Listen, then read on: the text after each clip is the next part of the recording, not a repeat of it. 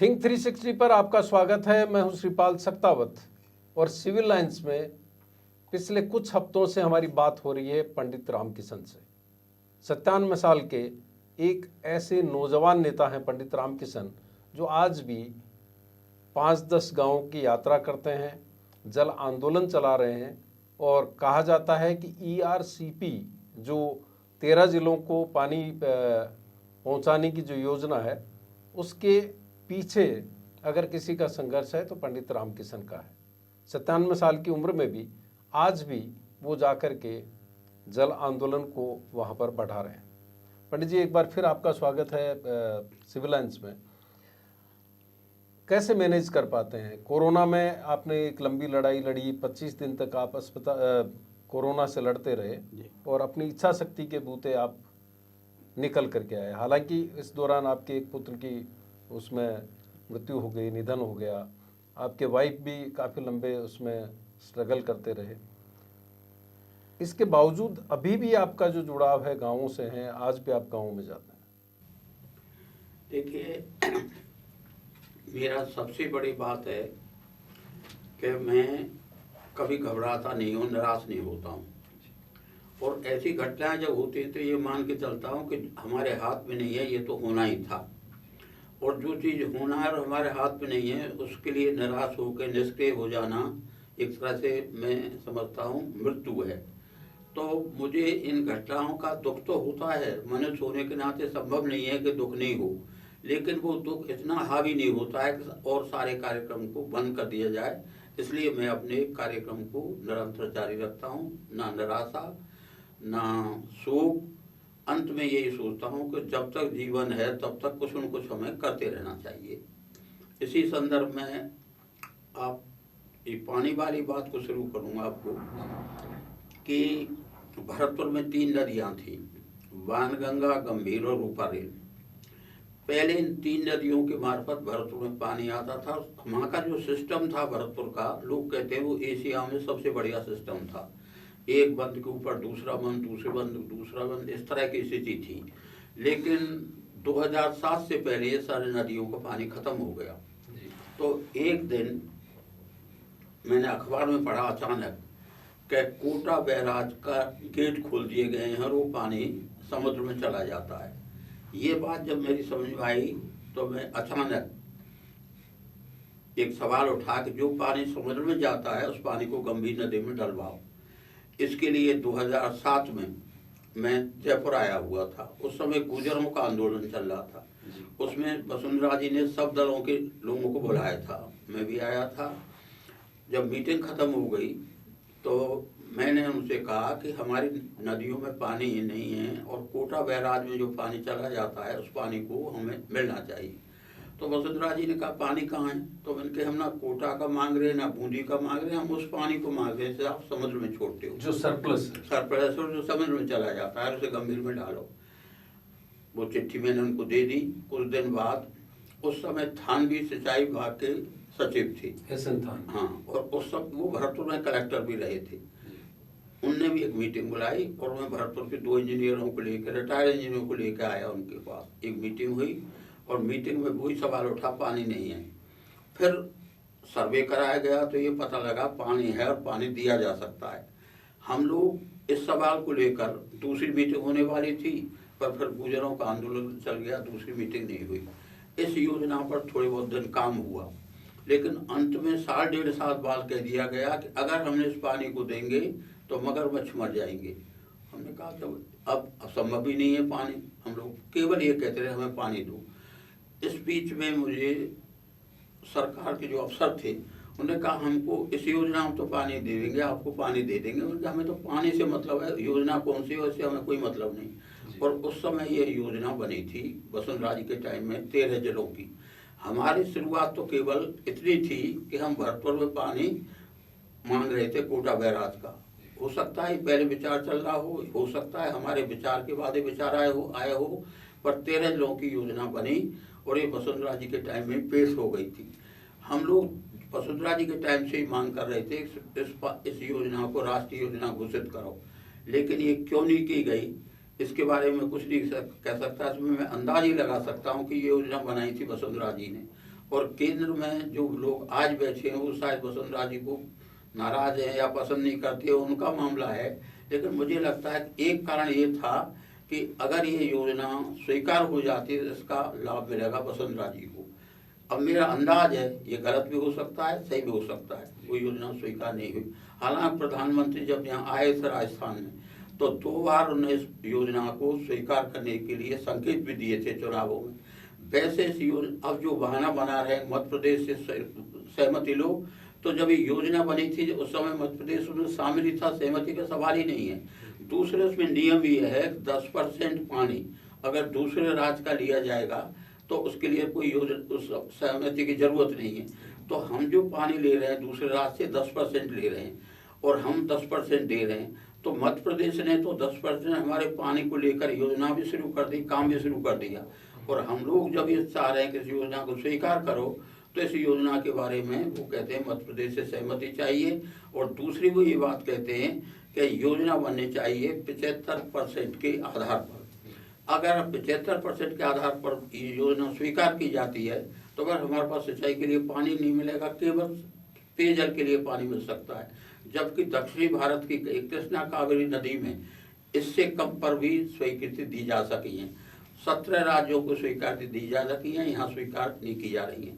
इस योजना की विशेष बात यह है कि मुख्यमंत्री बने थे अशोक गहलोत। उस दिन बाई चांस मैं गया था मुलायम सिंह से मिलने, शाम का टाइम था, ना मेरा से कोई संपर्क था सालों से, ना कोई मतलब था। तो अचानक इनका टेलीफोन आया। अखबार मैंने पढ़ लिया था कि आज वो नेता बन गए। मैंने कही बधाई है। तो मैंने कहा हुआ मैं जब दिल्ली में हूँ और मैं भी दिल्ली में हूँ। फिर इन्होंने कहा मिलोगे, मिलने की बात कही। तो मैंने क्या आप जोधपुर हाउस में? तो उन्होंने कहा नहीं, जोधपुर हाउस नहीं है, हमारा बार रूम है। इन्होंने जो जगह बताई उस समय मैं उनके पास गया। उनके उस समय जो प्रभारी थे उस समय के वो भी इनके पास बैठे थे। तो मैंने इनसे शुरू में एक ही बात कही कि आप राजनेता का दिमाग रखना। इनके मतलब ये है कि ये योजना है पानी की 13 जिलों के लिए। आपने जो योजना बनाई थी उसकी जिसको वसुंधरा जी रोक दिया था, कहीं उसके बदले में आप इस योजना को मत रोक देना।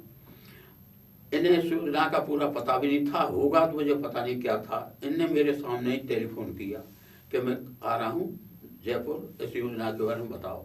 तो इसका सबसे अच्छा बात ये रही कि गहलोत साहब ने उस दिन से ये योजना पर काम शुरू कर दिया।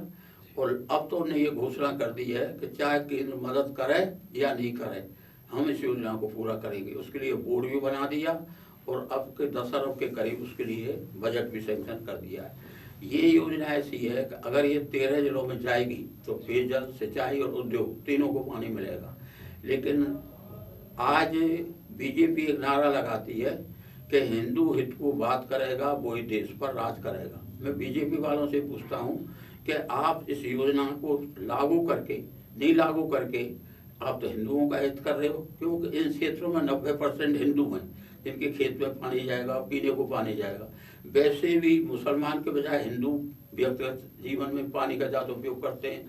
तुलसी को पानी देते हैं, बर को पानी देते हैं, केला को पानी देते हैं। वो तो खाली हाथ धो के मस्जिद में चले जाते हैं, नहाते हैं। तो मैंने इस बात को भी कहा है कि ये हिंदू हित के खिलाफ है योजना, अगर आप इसे स्वीकार नहीं करते। मैंने इस संबंध में फिर इन सारे MP से बात की, स्पीकर से भी बात की, सिंचाई जो सचिव शेखावत साहब इनसे भी बात की। ये उस दिन कलकत्ता में थी, चुनाव चल रहा था। मैंने टेलीफोन पर बात की, इसने मुझे नंबर दिया था। तो इन्हें कहा नहीं, मैं करूँगा कोशिश मध्य प्रदेश को समझाने की। तो मध्य प्रदेश का तो बहाना है, वो तो योजना जब शुरू हुई तब उनकी सहमति थी। इस संबंध में मैंने सब MP से बात की। तो इसमें किरोड़ीलाल मीणा ही एक ऐसा है जिसने इसको उठाया था। दूसरे नागौर से जो MP हैं उनने भी इसको उठाया था। मैंने इन लोगों से ये कहा था, किरोड़ीलाल से, कि तुम सब मिलकर जाओ प्रधानमंत्री को। तो किरोड़ीलाल टेलीफोन से कहा किसी की हिम्मत नहीं है, हम सब मिलकर चले जाएं। तो ये योजना अब तक राजस्थान की सबसे बड़ी योजना है, सबसे कल्याणकारी योजना है। और हम चाहते हैं कि ये योजना जन आंदोलन बने और ये योजना किसी तरह से सफल हो। उस केंद्र की रुख को परिवर्तन हो या नहीं हो, पर मैं इस बात को बधाई देता हूँ मुख्यमंत्री को। केंद्र की मना करने के बाद वहाँ से चिट्ठी भी आ गई, इसे बंद करो, तो भी उसको उन्होंने चालू कर रखा है। ये कदम उनका राजस्थान के हित में सबसे बड़ा कदम है। और ये आपका एक लंबा आंदोलन रहा, आपने लंबी लड़ाई लड़ी, गांव-गांव जाकर के लोगों को जागरूक किया। जब आंदोलन की बात आती है, जन आंदोलन की बात आती है, सत्याग्रह की बात आती है, तो गांधी जी की बात आती है। महात्मा गांधी जी को आपने किस रूप में देखा? आप भारत छोड़ो आंदोलन जो था 1942 का, देखिए उस वक्त से आपका आज़ादी आंदोलन से जुड़ा हुआ। देखिए गांधी जी को हम इसलिए ज़्यादा महत्व देते हैं, आज़ादी की लड़ाई तो हर राष्ट्र ने अपने अपने नेताओं के मार्फत लड़ी है। गांधी जी की विशेषता ये थी कि जो आंदोलन उससे पहले केवल औपचारिकता थी, उसको जन आंदोलन बना दिया गांधी जी ने, और जन आंदोलन बनाने के बाद उसमें सफलता भी प्राप्त की। अब इसमें एक विशेष बात यह है कि अन्य देशों में जहाँ राजनेताओं ने आंदोलन चलाया, उस जगह मुखिया ने पद संभाला है। जैसे कोई ले लो, इंडोनेशिया में सुकार्नो ने आंदोलन चलाया तो सुकार्नो प्रधानमंत्री बने, बर्मा में युवा शाह ने बनाया तो युवा शाह बने, बांग्लादेश में मुजीबुर रहमान ने बनाया, मुजीबुर रहमान बने। किसी देश में चले जाओ, टीटू ने अगर आंदोलन किया तो वही रूस। लेकिन इसमें विशेष बात यह है जो अब तक किसी ने ध्यान नहीं दी, गांधी एक ऐसे राजनेता थे जिनके नेतृत्व में हमने विजय प्राप्त की, लेकिन उनने कोई पद प्राप्त नहीं किया। ये एक अजीब स्थिति है। बाकी एशिया अफ्रीका के जितने राजनेता हैं, कोई भी सही, वो सब उसके नेतृत्व उन्होंने किया है सरकारों का, आंदोलन के बाद, सफलता के बाद।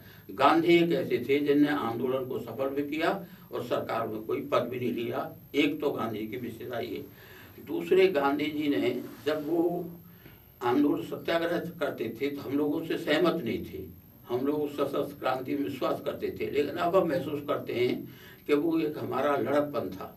सरकार के इतने बड़े साधन और हमारे पास प्राइवेट पिस्तौल हुआ करती, उससे हम कोई क्रांति नहीं कर सकते थे।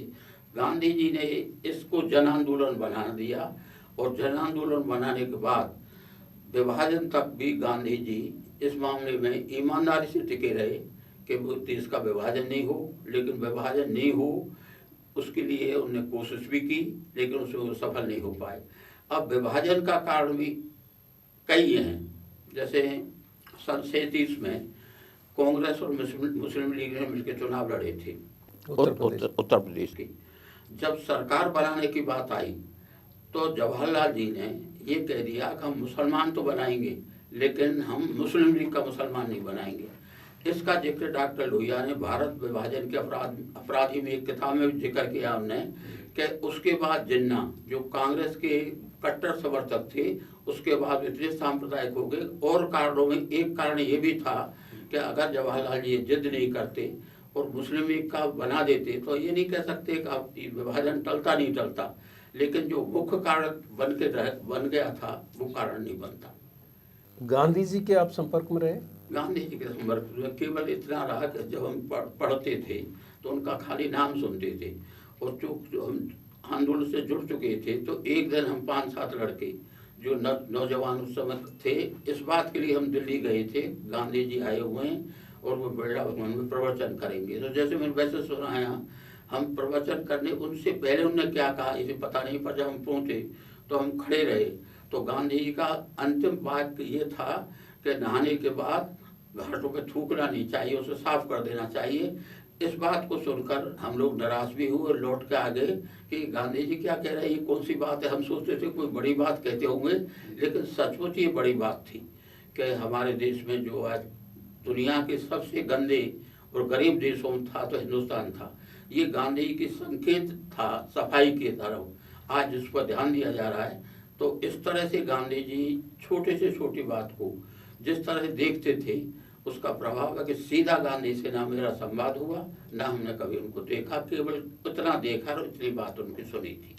गांधी जी की जब हत्या हुई जी, तो पंडित रामकिशन जी की उम्र कोई ज़्यादा नहीं थी जी।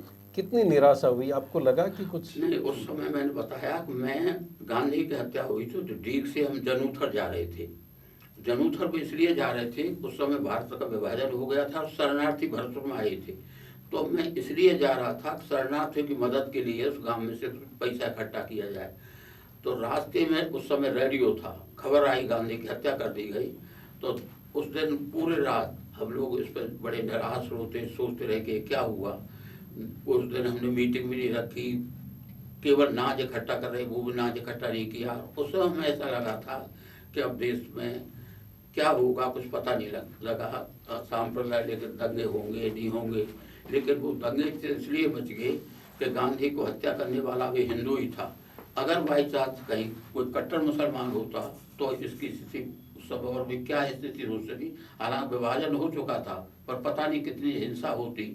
उस समय गांधी जी की मृत्यु पर हम लोग निराश भी हुए थे, दुखी हुए थे, पर चूंकि हमारी उम्र भी और हमारी हैसियत ऐसी नहीं थी कि हम कोई बड़ा काम कर सकें, केवल मन में दुखी थे। और उस समय हमारे साथ जो लोग थे, हमने रंज प्रकट किया था। अच्छा, आपने भी जिक्र किया था उत्तर प्रदेश में कांग्रेस और मुस्लिम लीग के बीच में जो सरकार बनी थी 1937 जी। में, ऐसा माना जाता है कि देश में सांप्रदायिकता की या जो कट्टर सोच है उसकी शुरुआत उसी चुनाव से हुई। मेरा मानना नहीं। डॉक्टर लोहिया ने भारत विभाजन के अपराधी नाम की किताब लिखी है, उसमें उनने यही मुख्यवत बनाया। तो मेरी कुछ ज़्यादा जानकारी सीधी नहीं है, पर लोहिया जी के मार्फत जो पढ़ा है और उसके बाद जो मैंने अनुभव किया है, ये सही बात है कि इससे सांप्रदायिकता बढ़ी और जिन्ना जो राष्ट्रवादी था वो एक तरह से राष्ट्र के खिलाफ हो गया, विभाजन के पक्ष में हो गया। लोहिया जी का, राम मनोहर लोहिया जी का आपके जीवन पर बड़ा प्रभाव रहा। आप समाजवादी आंदोलन से जुड़े तो उसके पीछे वो थे, उनसे मुलाकातें आपकी होती रही होंगी। किस तरह का व्यक्तित्व था, आपको किस तरह से प्रभावित किया? देखिए, सबसे पहले हम लोहिया जी से दिल्ली में मिले थे। और दिल्ली में मिले क्या थे, हम लोग एक अखबार निकालते थे प्रगति नाम का, भरतपुर में। हम कांग्रेस से अलग हो चुके थे, एक प्रगति नाम का अखबार निकलता था। तो हम लोग चाहते थे कि उस पर किसी का संदेश मिले। हमने उससे पहले लोहिया जी का नाम सुन रखा था, जयप्रकाश का नाम सुन रखा था सन 42 के आंदोलन में। एक तो बम्बई में सुना था, उसके बाद उनकी निरंतर चर्चा होती थी। तो हम असल में गए थे संदेश लेने के लिए आचार्य नरदेव के पास, लेकिन पता लगा नरेंद्र जी नहीं है। फिर हमें पता लगा जयप्रकाश जी के पास गए। जब तक हम लोहिया जी को ज़्यादा नहीं जानते थे, जयप्रकाश जी का नाम था, जयप्रकाश जी भी नहीं थे। तो हमें किसी ने कहा कि डॉक्टर लोहिया 12 खम्मा में पदम सिंह के यहाँ ठहरे हुए हैं। हम 3-4 लड़के थे, गए, डॉक्टर लोहिया वहाँ ठहरे हुए थे। हमने उनसे बात की। तो सबसे पहले तो लोहिया जी की आदत थी, जब कुछ मिलता था तो कहते थे कुछ खाओगे पियोगे। तो हम लोगों की जहाँ तक हालत थी, उस समय हम चाय भी नहीं पीते थे। तो लोहिया जी ने चाय मंगाई और एक आध बिस्कुट दिया, खाओ पियो। फिर हमने उनसे संदेश के लिए कहा तो उन्हें एक लाइन का संदेश दिया। उस दिन से हमारी पहली मुलाकात हुई। उस मुलाकात के बाद वो भरतपुर में आए कई बार, जयप्रकाश भी आए कई बार। जब वो पार्लियामेंट के मेंबर थे तब हम उनके पास जाते थे। सन 58 में उन्हें अध्यक्ष बनाने के लिए मुझे प्रेरित किया, यहाँ का अध्यक्ष बनाया। फिर उनकी एक विशेष बात ये थी कि हर बात पर वो इतनी तेज निगाह रखते थे। एक बार मैं और वो बांसवाड़ा जा रहे थे, उस समय दल का अध्यक्ष था डॉक्टर लोहिया की, बांसवाड़ा में प्रोग्राम था। प्रोग्राम में जब हम चलने लगे तो रास्ते में मुझे पता नहीं कि सर हम कुशलगढ़ से आ रहे थे या कुशलगढ़ जा रहे थे, तो रास्ते में एक बारात जा रही थी जिसमें औरतें भी थी। उस समय लोहिया जी नर नारी समानता की बात कर रहे थे। तो लोहिया जी ने कहा ये क्या है? मैंने कहा ये बारात जा रही है। कि महिलाएं जा रही हैं? तो महिलाएं जा रही हैं। तो डॉक्टर लोहिया ने कहा कब से जा रही हैं? तो मैंने कहा डॉक्टर साहब मुझे पता नहीं कब से जा रही हैं। तो उन्होंने मुझे डांटा कि तुम दल के अध्यक्ष हो और तुम्हें ना संस्कृति का ज्ञान है ना उसका ज्ञान है। तो डॉक्टर लोहिया की ये बात थी, सूक्ष्म छोटी छोटी बातों पर ध्यान देते थे। एक बार हमारे सामने उन्होंने आंदोलन चलाया विदेशियों की मूर्ति हटाने का। उस आंदोलन में हमने राजस्थान में हिस्सा लिया। लेकिन एक घटना ऐसी हुई कि उन्होंने कहा अन्याय के खिलाफ लड़ो। हमने कहा डॉक्टर साहब और अन्याय क्या है? तो उन्होंने कहा तुम्हें नजर नहीं आता अन्याय क्या है? स्टेशन पर जो कार वाले लोग हैं वो तो पहुंच जाते हैं वहां तक, और जो पैदल वाले लोग उनको रिक्शा वालों को यहाँ रोक देते हैं। तुम रिक्शा वालों का आंदोलन करो। तो हम उनकी इस बात से सहमत थे कि छोटे से छोटी बात को पकड़ते थे, उसके लिए संघर्ष करते थे। निर्लिप्त वो इतने थे, किसी का कोई प्रभाव नहीं करते थे। हालत ये थी उनकी कि जब सोशलिस्ट पार्टी टूटी तो हमने सोशलिस्ट पार्टी बनाने की यहाँ कोशिश की। तो वो सबसे पहले बहरोड में आए थे। वहाँ हमारे एक कार्यकर्ता था विशंबर दयाल, एक धर्मशाला में मीटिंग हो रही थी, डॉक्टर लोहिया सो गए। जब उनको सस्पेंड किया था उससे पहले जयपुर में मीटिंग हुई थी यहाँ। उस मीटिंग में मैं और हीरालाल जैन दोनों मीटिंग में शामिल थी। तो बहस ये चल रही थी, लोहिया मिलते नहीं हैं। आचार्य कृपलानी का उनको कहाँ पकड़े, जब कलकत्ता से अखबार आता है तो हम बम्बई पकड़ते हैं, बम्बई के पता लगता है कहाँ पकड़ते हैं। जयप्रकाश जी रो गए, तो अंत में लोहिया जी को सस्पेंड कर दिया। तो हमें तो बहुत दुख था, लेकिन जब बहरोड में वो आए तो डॉक्टर लोहिया गहरी नींद में सो गए। तो मैंने अज्ञानता बस मैंने कहा डॉक्टर साहब हम तो ये थे, पता नहीं क्या प्रलय होगी, पार्टी टूट गई। तो मैंने कहा डॉक्टर साहब ऐसे सोते हो, निश्चित हो गए पार्टी टूट गई। मैंने कहा इस तरह की नींद केवल दो आदमियों को आता है, या तो मूर्ख या ब्रह्मज्ञानी। अब मुझे ध्यान नहीं रहा डॉक्टर लोहिया से क्या कह रहा हूँ। तो वो एकदम हंस गए कि अच्छा ब्रह्म ज्ञान भी है तुम्हें। तो मैं डर गया का पता नहीं इसका क्या जवाब देना, मेरे को जानकारी होती, वाक्य मैंने इस्तेमाल कर दिया था। तो डॉक्टर लोहिया की विशेष बात ये थी कि मार्क्स के बाद उनने जो व्याख्या की समाजवाद की, वो एशिया अफ्रीका के देशों में आज भी वाजिब है, वही व्याख्या है। उसके अलावा कोई व्याख्या चल नहीं सकती, क्योंकि उनके हिंदुस्तान पाकिस्तान का जब विभाजन हुआ तो कोई को अंदाज नहीं था कि बांग्लादेश बन जाएगा। लेकिन डॉक्टर लोहिया ने तत्काल एक बयान दिया था उन दिनों में कि ये विभाजन नकली है, या तो उपनिवेश बन जाएगा या बांग्लादेश अलग हो जाएगा। नतीजा हुआ बांग्लादेश अलग हो गया। इसी तरह डॉक्टर लोहिया जो कहते थे, जो बात करीब करीब अक्सर होती थी, उनकी हर बात में एक तो समानता का मुद्दा रहता था। नर नारी समानता पर जब वो बोलते बताते थे तो कहते हमारे आदर्श कौन से होने चाहिए, सीता नहीं। हम लोग सीता सावित्री इसकी पूजा करते, वो कहते नहीं, सीता सावित्री हमारी आदर्श है द्रौपदी। अब उनकी अलग व्याख्या थी कि सीता और सावित्री तो झुक गई, अन्याय स्वीकार किया, केवल द्रौपदी थी जिसने भीष्म पितामह से उनसे आचार्य की। तो हिंदुस्तान में हमारी आदर्श जो महिला है वो सीता और सावित्री नहीं, द्रौपदी है। इसी तरह की उनकी हर व्याख्या इस तरह की होती थी कि बौद्धिक तौर पर उनका कोई जवाब नहीं दिया जा सकता। वैसे किसी भी बात पर वो एक थे लोकसभा के मेंबर, उनकी शादी तो हुई नहीं थी, अकेले रहते थे, लेकिन इतने बड़े नेता होते हुए जब हम खुद जाते थे तो खुद ही तो चाय बनाते थे, खुद भी वो करते थे। एक घटना और हुई, वो भरतपुर के दौरा में आए तो कामा में सबसे पहले वो रुके। उस समय हमारे पार्टी का सेक्रेटरी थे सत्यपाल शर्मा, वहाँ के, वहाँ से चले डीग में आए तो वहाँ भी एक बनिया पार्टी का सेक्रेटरी था। फिर आए कुम्हेर तो वहाँ एक ब्राह्मण सेक्रेटरी था। फिर आए जयपुर, वहाँ सुरेश कुमार सेक्रेटरी था। तो मीटिंग करते करते वो जब जयपुर जा रहे थे तो मुझे हंतरा गांव में उन्होंने कहा कि सोशलिस्ट पार्टी एक ब्राह्मण सभा है। उन्होंने तंग दिया और उन्होंने कहा जब तक तुम दलित और पिछड़ों को नहीं आओगे जब तक तुम्हारी ताकत नहीं बनेगी। वो सच थी कि दलित और पिछड़े जब पार्टी में आ गई तो उनकी राजनीति बन गई। बाकी हमारी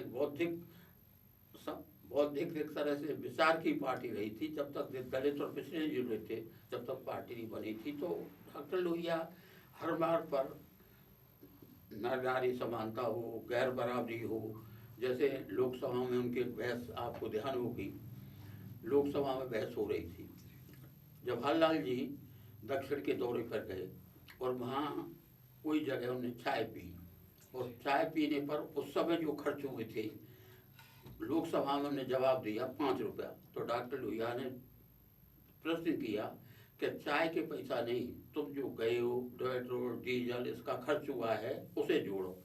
उसे जोड़ के बाद उस दिन जो बहस हुई, जो सारे देश में और संसार में लोहिया छा गए, तो उन्होंने कहा तुम इतना खर्च करते हो एक चाय पर, जबकि हिंदुस्तान के 23 करोड़ आमदनी लोगों की आमदनी 3 आना रोज है।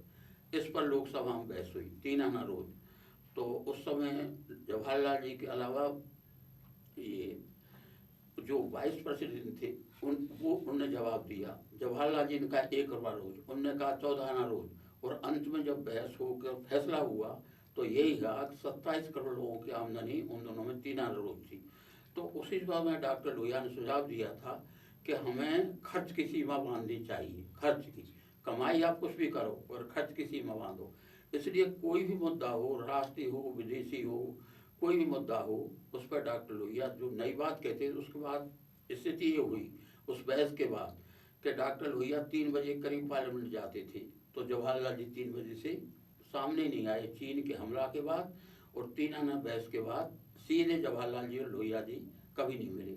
जबकि लोहिया जी कांग्रेस छोड़ने से पहले उनके यहाँ रहते थे, जवाहरलाल जी के यहाँ रहते थे, और उनने जब कांग्रेस छोड़ी थे, जब कहा भी ये था कि सोच के छोड़ो, तुम लोग हिल मत जाना, मैं तो रहता हूँ वहाँ, लेकिन अगर इसके बाद मेरा तुझसे कोई संपर्क नहीं। लेकिन उसके बाद पार्लियामेंट में जब दोनों मिले तो बस ये होगा, पहले मिलते थे लेकिन उसके बाद जवाहरलाल जी कभी लोहिया के सामने नहीं आए। तो लोहिया जी को हम इसीलिए प्रभावित थे कि वो बौद्धिक रूप में बहुत तीव्र थे और देश विदेश की सारी समस्याओं का उनको बृहद ज्ञान था। जयप्रकाश जी से भी आपके बड़े रिश्ते रहे, जयप्रकाश नारायण जी। लेकिन जयप्रकाश जी से इसलिए ज़्यादा नहीं रही कि जब सोशलिस्ट पार्टी टूटी तो ये टूटी क्यों थी? असल में ये हुआ था कि सन 57 में समाजवादी पार्टी की केरल में सरकार बनी थी। केरल में पुत्तम थानुपल्ली बने थे मुख्यमंत्री।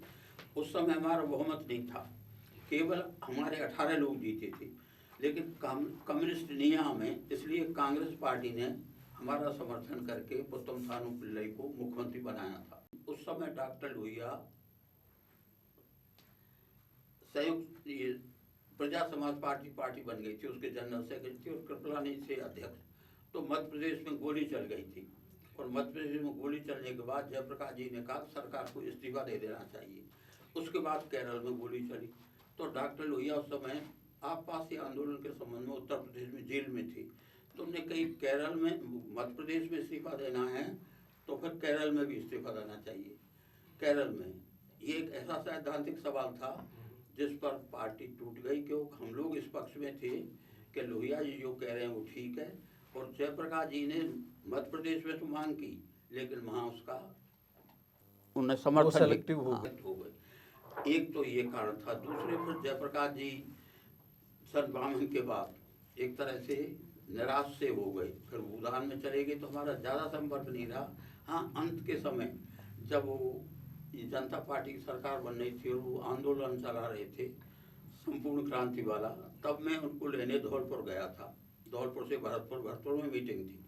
तब रास्ते में एक गांव पड़ता है अरदाया। ये अरदाया ऐसा गांव था जो गांव को शायद हिंदुस्तान में पहला गांव था जहां कर्फ्यू लगाया गया था। तो मैंने उनको डॉक्टर लोहिया की बताई, अरदाया की जिक्र किया, तो जयप्रकाश जी के आंसू आ गए और उन्होंने कहा हाँ भाई, लोहिया की बात तो अलग ही थी। तो जयप्रकाश जी से हमारे पार्टी के लिए थे, आए भी थे, भरतपुर में भी रहे थे, लेकिन जो जिस तरह संपर्क लोहिया जी से था वो किस बीच में से टूट गया कि वो भूदान में चले गए, फिर हमारा कोई संपर्क नहीं रहा।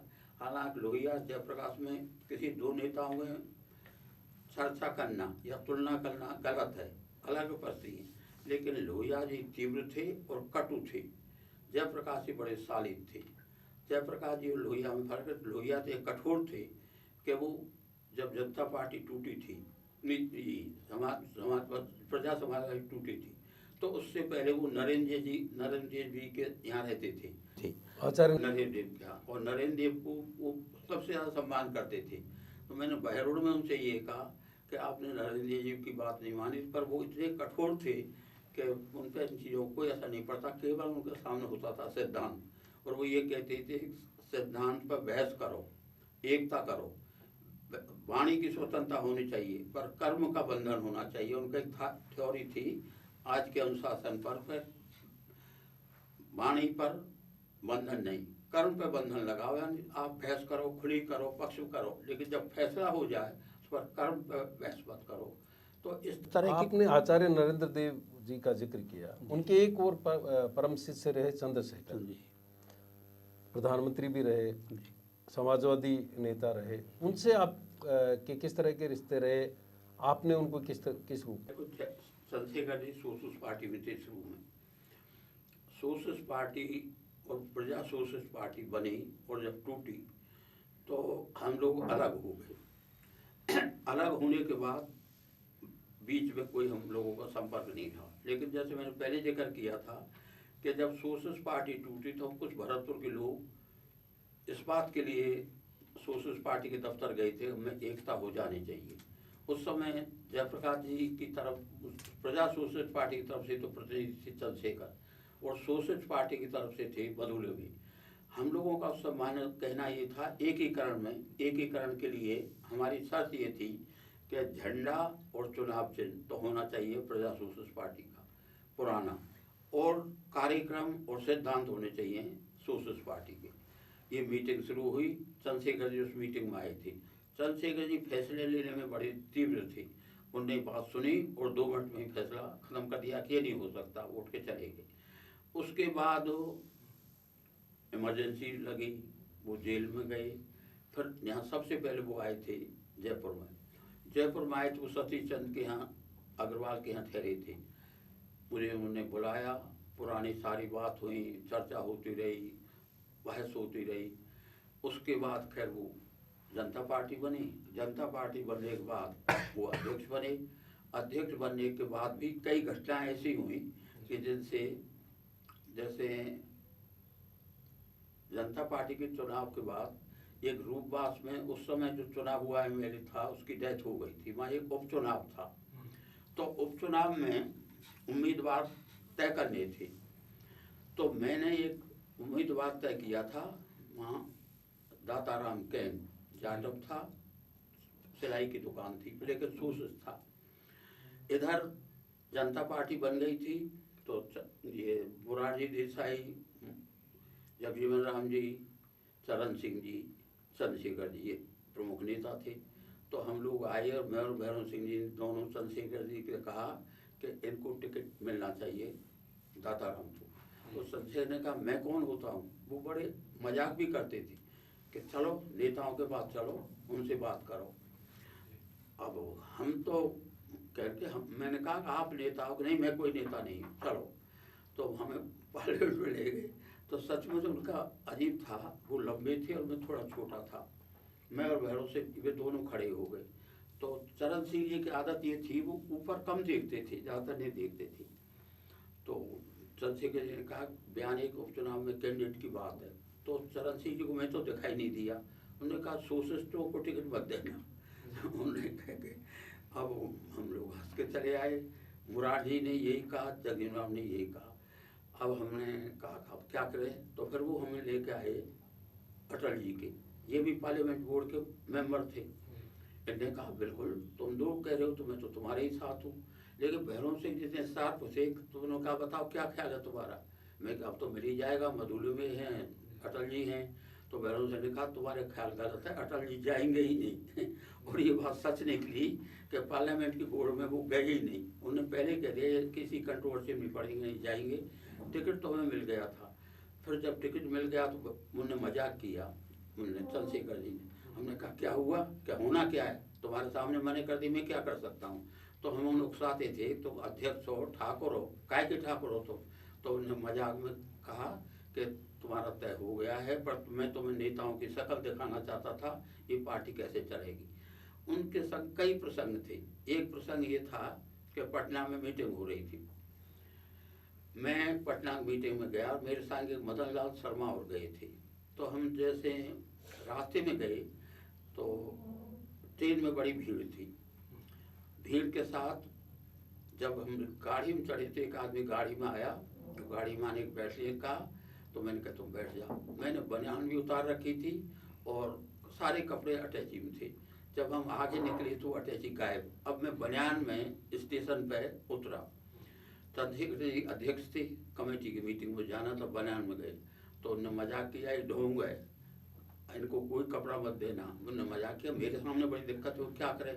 तो सूर्यनारायण चौधरी यहाँ मिनिस्टर बने थे, हाँ इंडस्ट्री मिनिस्टर थे, वो भी मीटिंग में थे। अब सामने हिम्मत नहीं, फिर उनने मुझे कपड़े दिलाए। फिर उसके बाद कपड़े मिल गए तो फिर उन्होंने मजाक भी किया। तो वो मजाक भी बहुत करते थे। एक मजाक ये था कि एक बार हम अचानक दिल्ली में मीटिंग में पहुंचे। उन्हें ही पता था कि मेरे जेब में कुछ नहीं रहता है। उन्हें कही आज जिसके जेब में जो पैसे होंगे वो आज दावत देगा। तो नतीजा क्या था, जब उन्हें जेब था तो मेरे पास तो 2 रुपये थे, तो उनके पास 5 थे, वो हार गए। अब उस समय माणिकचंद सुराना मेरे साथ गए थे, और ये होता ये था, जब जाता था तो ठहरने ठहरने का राजस्थान हाउस में खाने पीने का जो बिल आता था सुराना दे देता। अब पता नहीं चंद्रशेखर जी ने से कह दिया, पता नहीं ये वहाँ से चले गए। मैं मीटिंग में से आया तो चंद्रशेखर जी ने कहा अब तुम कैसे जाओगे, तो मुझे राजस्थान हाउस छोड़ने आए। तो मैंने उससे कहा, राजस्थान उस समय दिल्ली की आबादी 60 लाख करीब थी, मैंने मजाक किया कि कोई न कोई 60 लाख में मिल ही जाएगा। अब इतनी देर में ही श्री राम गोटीवाला मंत्री था, चंद्रशेखर जी को मैंने कहा ये मंत्री हैं। बात हुई, गोटीवाला ने मुझसे कहा मैं तुम्हें छोड़ दूंगा, नहीं मैं तो तुम्हारी जर्नी वाली गाड़ी में नहीं बैठूंगा। तो चंद्रशेखर जी को ये भी एक मजाक हुआ कि मुझे दिया। इसी तरह एक घटना हुई थी पटना की। पटना में हमारा मेरा प्रोग्राम रखा था, चंद्रशेखर जी उस समय कांग्रेस में थे, लेकिन हमारा परिचय था पुराना, तो ये मुझे दिखाई दी, तो इन्हें लेने तो बड़ी भीड़ आई, जय हो जय हो, और मैं स्टेशन पर खड़ा था। इन्हें कहाँ कैसे आए, मैं क्या प्रोग्राम है, पर क्या मैं पता नहीं, कोई लेने नहीं आया, कोई गड़बड़ हो गई या क्या हुआ। तो भाई अब तुम क्या करोगे, मैं ये करूँगा कि रिक्शा करूँगा और मैं जाऊँगा कर्पूरी के यहाँ। कर्पूरी जब मिल जाएंगे तो मैं उतर जाऊँगा, रिक्शा के पैसे वो देंगे, और वहीं कर्पूरी नहीं मिला तो क्या करोगे, मेरे शिवानंद के यहाँ चला जाऊँगा। ऐसे में करता रहा। तो चंद्रशेखर मुझे घर में छोड़ने गए।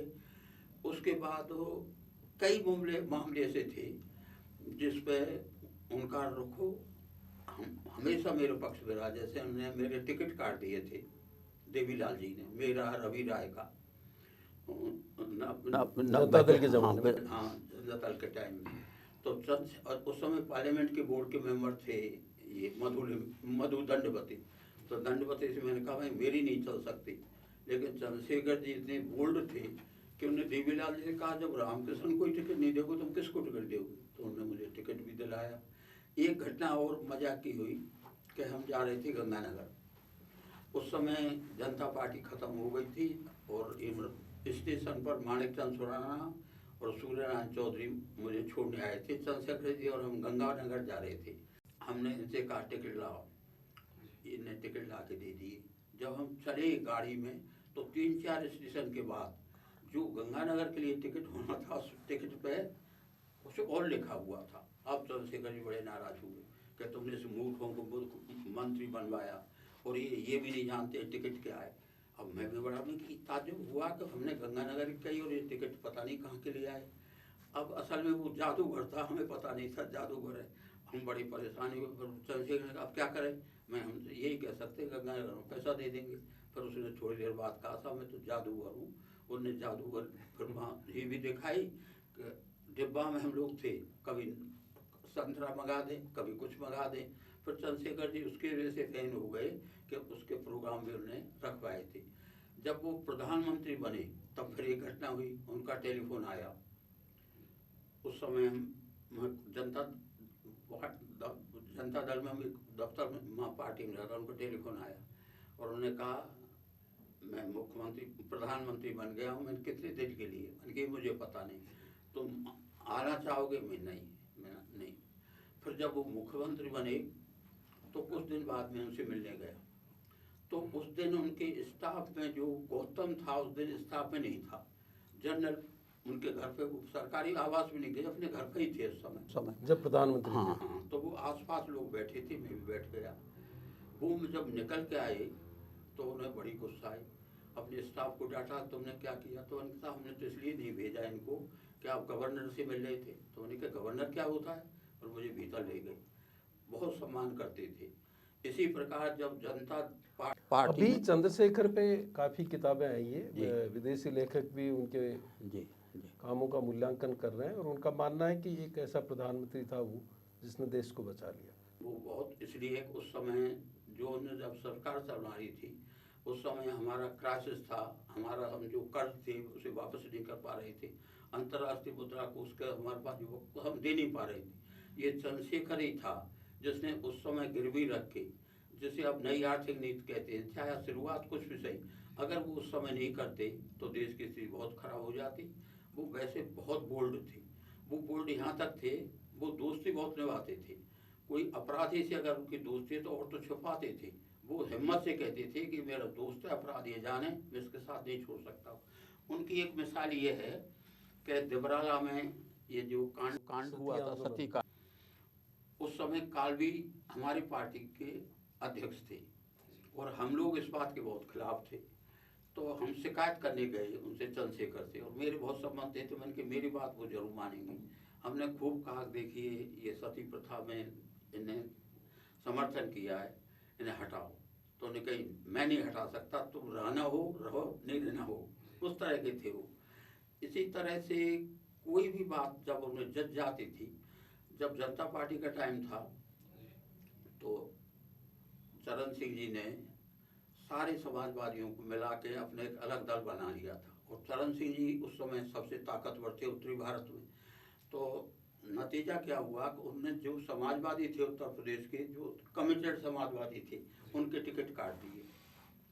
उनके टिकट काट दिए तो उन्होंने उत्तर प्रदेश के समाजवादी ने मुझसे कहा भाई तुम किसी तरह चंद्रशेखर से बात करो। तो मैं गया चंद्रशेखर जी के पास, मैंने उनसे ये बात कही, उन्होंने कही मैं क्या कर सकता हूँ, चौधरी ने काटे, मैं क्या कर सकता हूँ। तो वही मैं फिर मैंने कही, मैं कहा आप काय के अध्यक्ष हो, आप तो नकली राजपूत हो, राजपूत नहीं है। तो वो जोश में आ जाते थे, भाई बता कितना करूँ। तो 30 लोगों को जो चरण सिंह ने टिकट दिए काट दिए। चरण सिंह जी बाद में बहुत नाराज हुए, उन्हें यही पता नहीं लगा कैसे हुए, लेकिन वो इतने बोल्ड थे, उन्होंने फैसला कर दिया। इसी तरह से कब कोई मौका आता था वो ना तो किसी से डरते थे ना किसी से दबते थे, अपनी बात साफ कह देना। सबसे बड़ी बात उनकी हिम्मत की थी कि उनका कोई बिहार का उस समय का कोई बदनाम कौन सा मुझे याद नहीं है, वो उनके दोस्त थे, तो वो पटना मीटिंग में चले गए थे कोल माफिया। तो मैंने उनसे कहा कि आप क्या करते हो, तो कि मेरे मित्र है, मैं कोई उसमें शामिल, तुम्हारे डर से थोड़े मैं तो छोड़ दूंगा। तो वो हिम्मतवर भी थे, फैसला लेने में तेज भी थे। वो जो कोल माफिया है वो थे सूर्यदेव सिंह जी जी, जिनका आप जिक्र कर रहे थे। अब इसके अलावा एक और घटना थी, इमरजेंसी में हम लोग खातीपुरा जेल में थे। उसमें मैं, भैरव सिंह जी, सतीश जी, मास्टर आते, गोकुल भाई भट्ट वगैरह सब थे। उस समय 3 महीना तक तो हमें किसी से मिलने ही नहीं दिया, उसके बाद इजाज़त लेकर मिलते थे। तो एक दिन की घटना है कि रात का टाइम था, हम सब लोग बैठे थे तो चंद्रशेखर ने मुझसे कहा पंडितानी जी मिलने आई हैं। मैंने उनसे कहा कि ये संभव ही नहीं है, क्यों आएंगे, वो तो अभी मिल के गई हैं, कैसे आएंगे भाई। नहीं मैं देख के आया हूँ। तो उन्होंने क्या किया, एक कैदी था हमारे पास, उसके लिए औरत के कपड़ा पहना के एक पेड़ के पास खड़ा कर दिया, और खड़ा करके जब निकल गया तो उन्होंने मेरा हाथ पकड़ लिया। खैर बात फिर हंस के मजाक हुआ।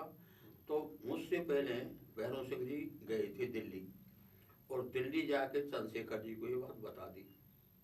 इन्हें ये तो पता नहीं कहाँ ढंग से बताई, पर उनको बता दी। तो महीना 2 महीना बाद में चंद्रशेखर गया तो पहली बार मैंने देखा कि उन्होंने मेरी बड़ी उपेक्षा की। मुझे बड़ा अजीब सा लगा, भाई चंद्रशेखर जी क्या हो गया। तो लोगों ने कहा पंडित जी बैठे हैं, भाई बैठे रहो, बात कर लेंगे, बैठे रहो। बहुत देर बाद आए और उन्होंने मुझसे कहा कि मुझे आपसे ऐसी उम्मीद नहीं थी। क्या उम्मीद नहीं थी, चुप रहा मैं कुछ।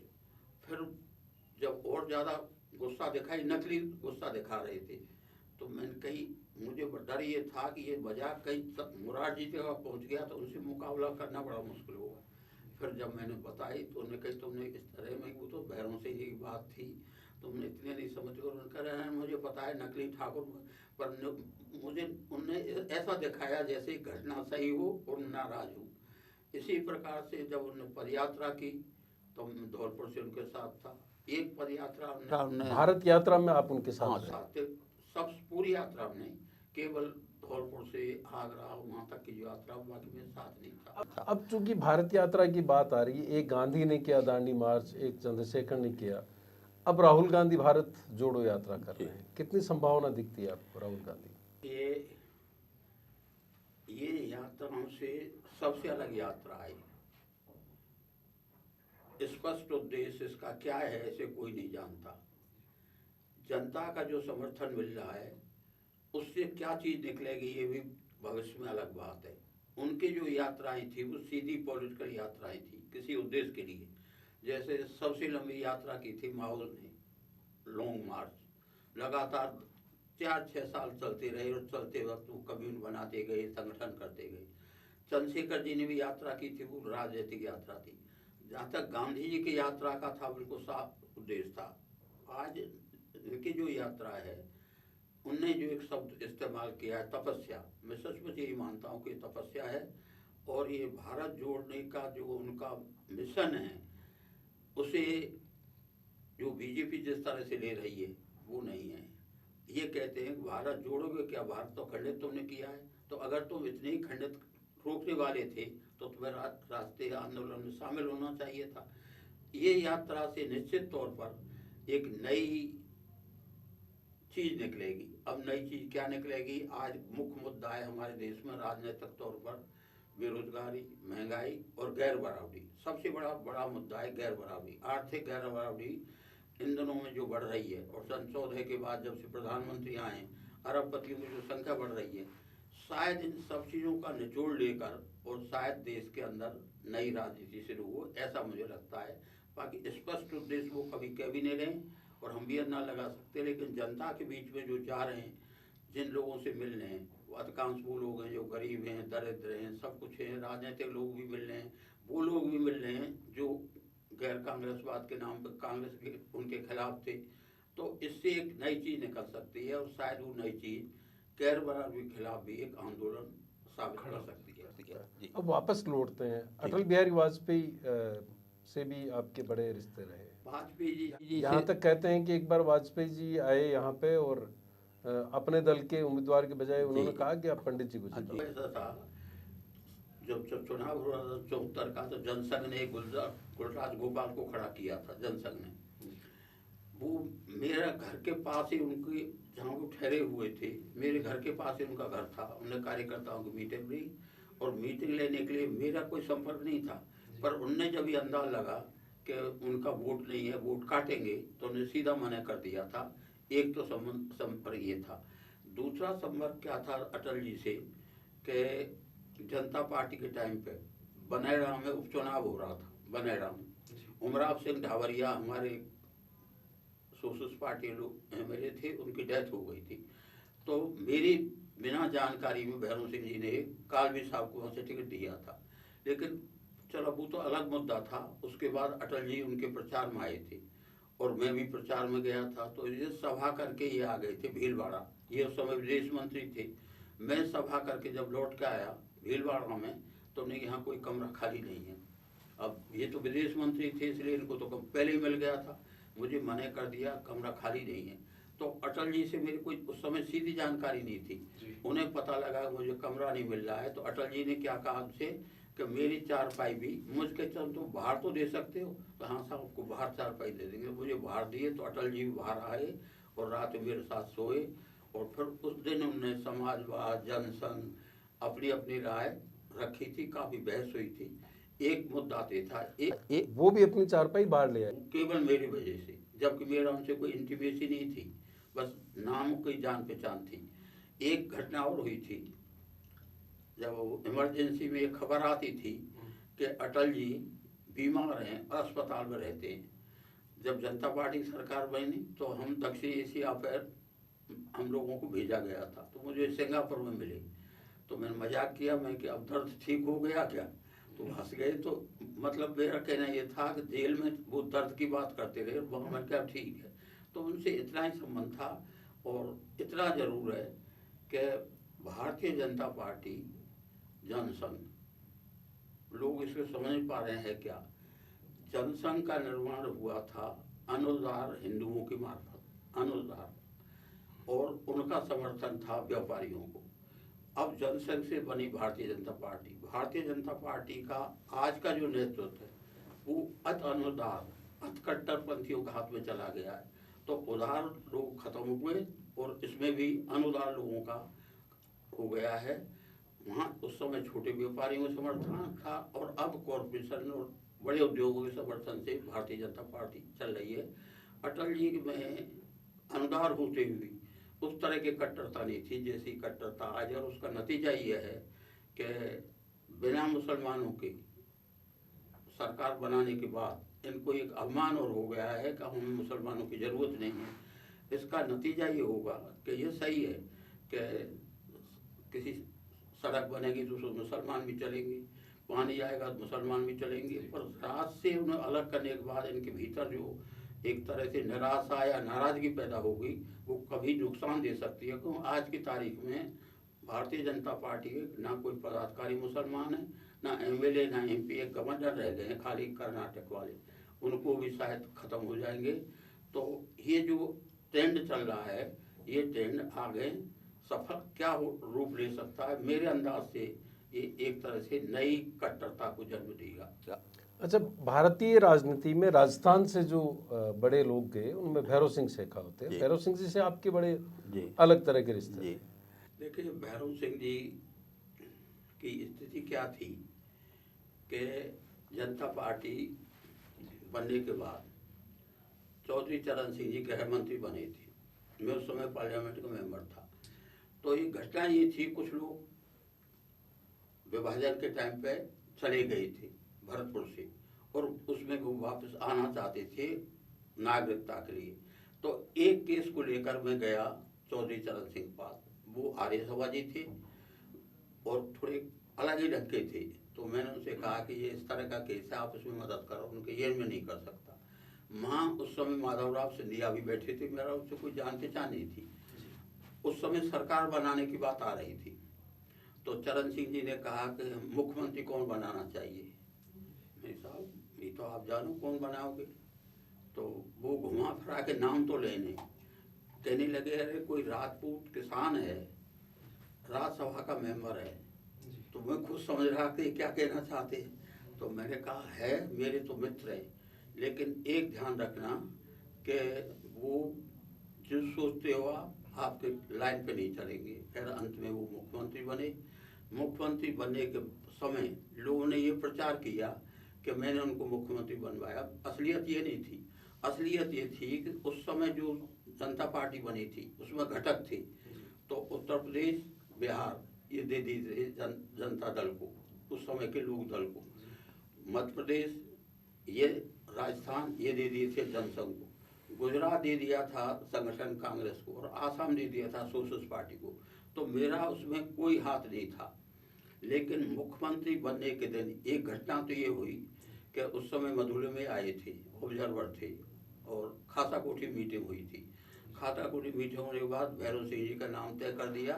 तो उन्होंने मेरे पैर पर हाथ लगाया कि बताओ पंडित जी क्या है।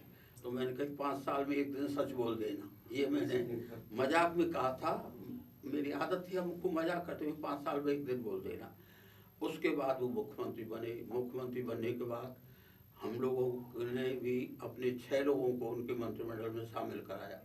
लेकिन मंत्री वो इतने तेज थे कि जैसे मानिक चंद सुराना के लिए हमने बड़ी कोशिश की, मैं बार बार जाऊं, कभी टाल दें कभी कुछ कर दें। एक काम और करते थे कि जैसे आप मिले तो कहते थे, अरे मैं तो तुम्हें लेना चाहता हूँ, पर रामकिशन विरोध कर रहा है। तो नतीजा ये हुआ कुछ लोगों को उन्होंने विरोधी बना दिया। अब वो करते क्यों थे वो जाने। लेकिन फिर एक स्टेज ये आई कि जिनने इनको मुख्यमंत्री बनाया था चरण सिंह जी ने, उनने तय किया कि इनको हटाओ। अब हटाने के टाइम पर राजनारायण जी आ गए और मैं उस समय अपने मित्र थे देवव्रत आर्य, उनके यहाँ मिर्जापुर रोड पर ठहरता था। राजनारायण जी आए और राजनारायण जी ने मुझसे कहा भैरव सिंह को हटाना है। अब उनका क्यों हटाने का कारण बना मुझे पता नहीं। मैंने कहा हटा के करोगे क्या, कि मुख्यमंत्री मैंने कहा किसको बनाना चाहते हो। तो उन्होंने दौलत राम का नाम लिया और चतुर्वेदी का नाम लिया, कोटा वाले ललित चतुर्वेदी का। मैंने कहा ये भैरव सिंह की टक्कर नहीं है, 20 रात नहीं चला सकते। तो उन्होंने इतना जोर दिया कि नहीं तुम करो। तो मैंने कहा मैं कभी सूरत में तैयार नहीं हूँगा। भैरव सिंह जी की मुकाबले लोग नहीं हैं, ये राज नहीं चला सकते। उन्होंने कई बार उस समय शायद चरण सिंह जी कश्मीर थे, वो बिल भी पढ़े हैं, उन्होंने कश्मीर बात की कि नहीं मानने हैं। तो मैंने ना तो उनको बनाया, लेकिन बचाने के टाइम पे मैंने उनकी जरूर मदद की थी।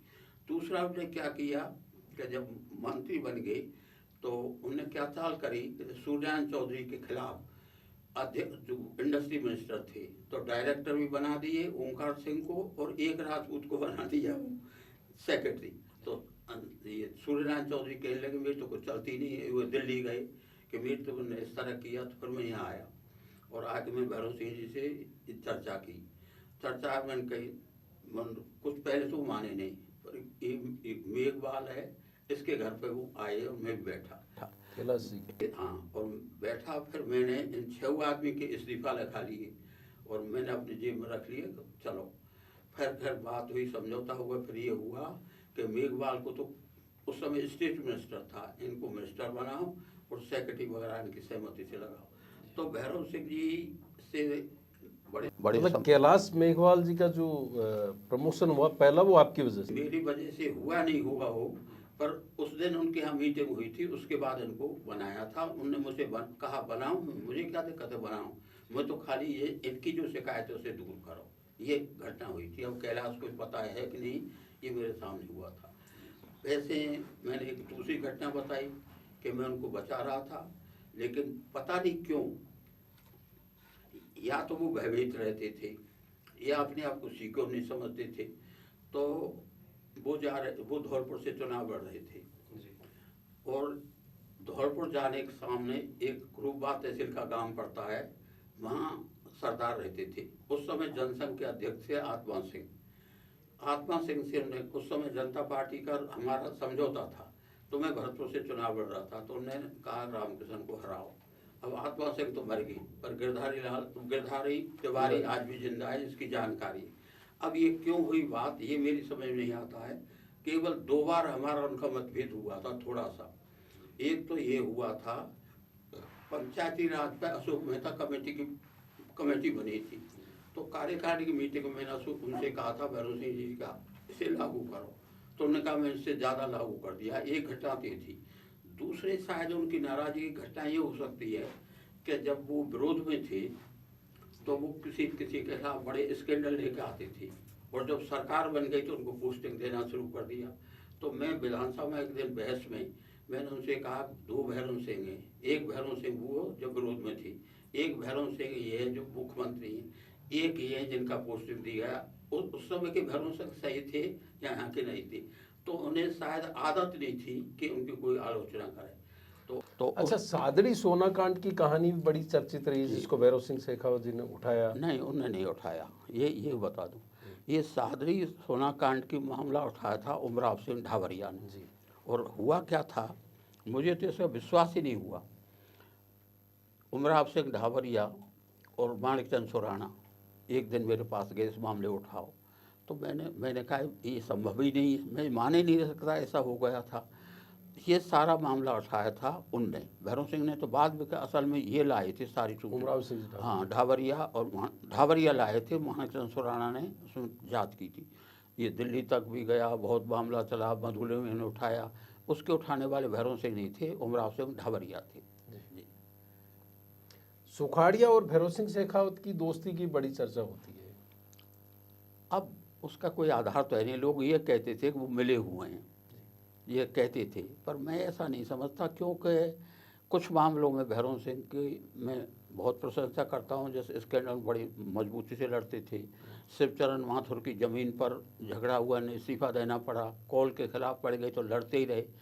पर लोग ये कहते थे कि ये सुखाड़िया जी के कहने से ऐसा करते हैं, पर उसका मेरे पास तो कोई अच्छा, सुखाड़िया जी से आपके बड़े रिश्ते रहे, मोहनलाल सुखाड़िया जी से? देखो, मोहनलाल सुखाड़िया से मेरा संबंध केवल इतना था कि अरुणा असफली आई थी बांदीकुई में, और बांदीकुई में सुखाड़िया जी भी गए थे। रामकरण जोशी ने मीटिंग बुलवाई थी उस समय। तो उस समय देश में समाजवाद की बड़ी हवा थी, और ख़ास तौर पर अरुणा असफली, जयप्रकाश, इनके नाम की बड़ी चर्चा थी। तो उस समय ये हो रहा था कि हम सब लोगों को मिलके और सोशलिस्ट पार्टी बनाना चाहिए। तो खैर हम लोग तो उसमें शामिल हो गए, ये लोग उसमें, ज्वाला प्रसाद भी गए थे। तो एक तो हमारी उस समय तो हुई थी जान पहचान।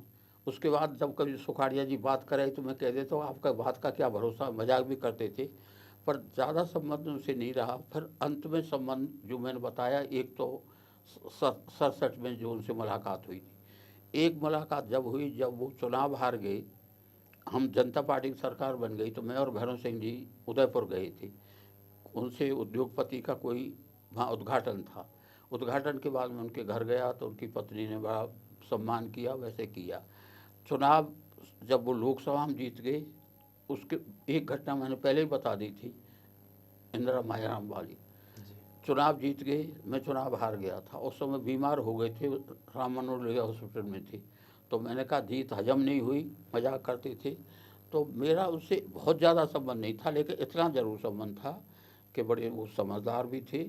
और जैसे मैंने कहा कि हम लोगों का वैसे भी बड़ा वो करते थे।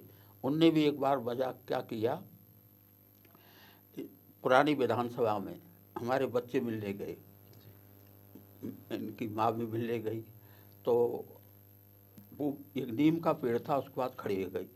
सुखाड़िया जी आए और लोगों से कह दी कि रामकृष्ण से एक औरत मिलने आई है। वो बड़े मजाक। अब वो मुझे भी जब पता लगा तो ऐसे ही मजाक करते थे। और वैसे मेरा उनसे काम काज की, तो जैसे मैंने बता दिया, केवल ये था कि नमस्ते करते थे, बाकी काम केवल काम पड़ा था, तब वो राज्यसभा का पड़ा था जो कर नहीं पाए थे। शायद आप अकेले राजनेता हैं जिनके यहाँ पर दूसरे देश के प्रधानमंत्री भी आए। कोइराला आपके यहाँ पे जी रहेगा। हाँ, जी हाँ। कोइराला की स्थिति ये थी, हमारी पार्टी के नेता थे सुरेंद्र मोहन। एक कोइराला की पढ़ाई लिखाई भी हिंदुस्तान में हुई थी और सन 42 के आंदोलन में ने हिस्सा भी लिया था। ये जयप्रकाश लोहिया के समर्थक थे। खैर मेरा उनसे उस समय कोई संपर्क नहीं था। तो सुरेंद्र मोहन जी ने मुझसे एक चिट्ठी भेजी कि कोइराला आपसे मिलना चाहते हैं, इनकी कुछ मदद करो। ये उस समय नेपाल से निकाल दिए गए थे। ये प्रधानमंत्री थे। प्रधानमंत्री हट बनने के बाद निकाल दिए थे। ये 2 बार बने प्रधानमंत्री, दोनों बार, एक बार राजा ने बना, गिरजा प्रसाद कोइराला हाँ, प्रधानमंत्री के बाद। बीपी कोइराला, गिरजा प्रसाद तो इनके भाई थे। ये दोनों कोइराला, ये बीपी कोइराला की बात कर रहा हूँ। तो मुझे उन्हें खबर की तो मैं इनको लेने गया दिल्ली। मेरे साथ आए तो सबसे पहले तो हमने ये कोटपुतली में एक जगह चाय पी। तो एक तो मुझे ताज्जुब हुआ कि इनने अंडा तो ले लिया, मैंने चाय ली, पर टमाटर नहीं लिया इनने। तो इन्हें कहा कोइराला रहे कि हमारे लाल चीज़ों को नहीं खाते, कर हंसते रहे। फिर मेरे साथ आए, सुरेंद्र मोहन ने कहा कि ये इनकी कुछ मदद करो। मेरी मदद की स्थिति नहीं थी। तो फूलचंद जैन एक एमएलए थे कांग्रेस के, वो मुझे मिले और मैंने उनसे कहा कि हरदेव जी से कह के मेरी तरफ से कहो कि इनकी मदद करा। तो हरदेव जी ने फूलचंद जैन के मार्फत उस दिन 10,000 रुपये भेजे। वो मेरे साथ गए, फिर भरतपुर भी गए। भरतपुर जाने के बाद उनकी भतीजी थी या भांजी थी, कोइराला की भांजी, वो बाद में भरतपुर रही, फिर वो विदेश मंत्री बनी। उस समय 2-3 बार कोइराला साहब से मेरी मुलाकात हुई थी। मैंने उनकी सुरेंद्र मोहन के कहने से और मदद भी की थी। उनसे इसी तरह का संबंध था। इसी तरह से एक सफात खां थे, सफात खां, वो मेवात के रहने वाले थे। मेवों में शायद वो पहले पढ़े लिखे थे जो अलीगढ़ में पढ़े थे। तो लोगों में ये प्रचार था कि वो तो इंग्लैंड पढ़ने गए हैं, फलां जगह पढ़ने गए। लेकिन सन 47 के पहले हमारे ज़िले में बड़ी सांप्रदायिकता फैल गई थी। बड़ी हर दिन खबरें आती थी कि मेव हथियार इकट्ठे कर रहे हैं, झगड़ा होगा, झगड़ा होगा।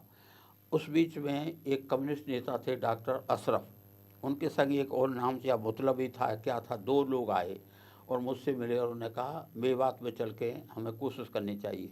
तो मैंने कहा मेरा इतना असर तो है नहीं, मैं तो आपके साथ चल सकता हूँ। शहरों में जो लोग जानते, लेकिन मेवात में तो मुझे कोई जानता ही नहीं। तो हम लोग कोशिश करके उसके गांव अशरफ से मिले थे। उस समय मुस्लिम लीग में शामिल हो गए थे और उनका बड़ा डर था। हमने समझाने की कोशिश की, वो कम्युनिस्ट थे, उन्होंने भी समझाने की कोशिश की। फिर विभाजन के बाद वो पाकिस्तान चले गए और पाकिस्तान में चल जाके वो वहाँ के सदस्य बन गए पार्लियामेंट के। लेकिन एक बार जब वो दोबारा आए भरतपुर तो उन्होंने सबसे पहले मुझे बुलाया, बात की, मेरे यहाँ खाना भी खाया। हमने फिर उनको यही बताया था कि विभाजन तो हो गया पर कोशिश ये करो हिंद और पाकिस्तान एकता नहीं पर इनका फेडरेशन बन जाए, ये बात कही। तो उन्होंने कही तुम जो कह रहे हो ये वहाँ पाकिस्तान में मेरी बात कोई नहीं सुनेगा। मैं अगर हम दोनों फेडरेशन बना लेते हैं तो हमारे डिफेंस पे खर्च कम हो जाएगा। इस सबको तो खूब समझाई, लंबी बात हुई थी। एक मेरा उनसे भी संबंध रहा, विदेशों में तो इन दो से ही संबंध रहा, कोयला अच्छा, रहा। आपने मेवात की बात की, जी। एक हरियाणा के नेता थे खुर्शीद, हाँ जी, दल बदल का उन्होंने एक हाँ बड़ा जी, इतिहास जी, रचा। जी, आपने जी। उन्होंने मीटिंग में कुछ कहा और आपने उनको बाहर कर दिया। जी। क्या कहानी थी? कहानी यह है कि 80 में दोबारा जब लोकसभा का चुनाव हो, मैं चुनाव लड़ रहा था, उस समय खुर्शीद वहाँ हरियाणा सरकार के मंत्री थे। सरकार के मंत्री थे तो अचानक हम जोधपुर हाउस में भजन लाल जी मिल गए। मैं भैरव सिंह से मिलने गया। भजन लाल जी ने कहा अब क्या होगा? मैं क्या होगा, चुनाव होगा और क्या होगा, हम तो समझ नहीं पा रहे थे मन के। तो फिर उस दिन मेरी मीटिंग थी गोविंदगढ़ में। गोविंदगढ़ में मीटिंग कही, उन्होंने भजन लाल जी ने कहा खुर्शीद तुम जाओ। वो मेवात का इलाका था, शाम के टाइम का मीटिंग थी। तो खुर्शीद बोलते अंत में ये कह गया कि अगर इंदिरा जी मुझे मिल जाए तो उनको चांटा मार दूँ। मुझे बहुत बुरा लगा कि मैं सैद्धांतिक लड़ाई लड़ रहा था और ये क्या चर्चा कर रहे हैं। तो मैंने खुर्शीद से कहा कि आप तो जाओ, ऐसी कोई ज़रूरत नहीं है। वो 4-1 बजे की बात हो गई और शाम को रेडियो पर खबर आई कि उन्होंने दल बदल लिया है। फिर मुझे 1.5 साल बाद मतलब जो इंदिरा जी को लेकर के इस तरह की भाषा इस्तेमाल कर रहे थे, इससे मैंने शाम को इंदिरा जी के साथ, हाँ, उनके साथ चले गए। फिर 1.5 साल बाद मुझे खुर्शीद मिली और मैंने कही तुम्हें शर्म नहीं आई कि तुम गाली दे रही थी और मिल गई? तो उन्होंने जवाब दिया शर्म तो तुम्हें आनी चाहिए, मैं उस समय भी मंत्री था और आज भी मंत्री हूँ। तो उन पर कोई असर ही नहीं था। इस तरह से लोग मंत्री बनते रहे, दल बदलते रहे, ज़्यादा आपको कभी अफसोस नहीं हुआ? नहीं, मुझे बिल्कुल, मुझे तो इस पर राजनीति में जो मर्यादा होनी चाहिए, मर्यादाहीन राजनीति है। दल को छोड़ सकते हैं, कोई सैद्धांतिक सवाल हो, जैसे समाजवादी पार्टी का विभाजन हुआ था तो गोली पर विभाजन हुआ था, कम्युनिस्ट पार्टी में विभाजन हुआ था, चीन को लेकर विभाजन हुआ था, कांग्रेस में विभाजन हुआ था, चाहे उन्हें बाद में मुद्दा बना लिया था राष्ट्रीयकरण का। लेकिन ये जो आजकल दल बदलते हैं ये तो केवल स्वार्थ के लिए बदलते हैं। इससे लोकतंत्र भी कमज़ोर हो रहा है, जनता की नज़र में भी राजनीति की एक तरह से जिसे बड़ा उच्च आदर्श समझते थे आज घृणा करते हैं। पहले हम निकलते थे लोग नमस्ते करते थे और अब जाते तो कहते हैं चोर जा रहे हैं। इसमें सबसे बड़ी भूमिका ये दल बदलों की भी है। और समस्या ये है, दल बदलने वाले की गलती नहीं है, जो कल तक जिस दल को गाली दे रहे हैं उसको ले रहे हैं। तो ना तो दल को शर्म, ना जाने वाले को शर्म, ना आने वाले को शर्म, बेशर्माई है। अब जैसे मोदी जी को क्या ज़रूरत थी, आज के टाइम में उसका पूरा बहुमत है, पर जगह जगह दल बदल कर रहे हैं, उन लोगों को ले रहे हैं जिनका खुद विरोध करते थे। जैसे इनका परिवार था, उनको विरोध किया, उनके घर में आग भी लगा दी, फिर उनको ले लिया। तो आज स्थिति है कि दलों की हालत ये है कि सिद्धांतहीन है और केवल सत्ता स्थिर रहे या सत्ता बने, इसके ऊपर ये लोग काम कर रहे हैं। तो ये थे दल बदल से आजीवन दूर रहे पंडित रामकिशन। इनसे फिर कभी लंबी चर्चा करेंगे, राजस्थान की राजनीति को समझने की कोशिश करेंगे। आप शतायु हों, आप स्वस्थ रहें और हम फिर आपसे बात करने की कोशिश करेंगे। तो ये था सिविल लाइंस और आप देख रहे हैं थिंक 360।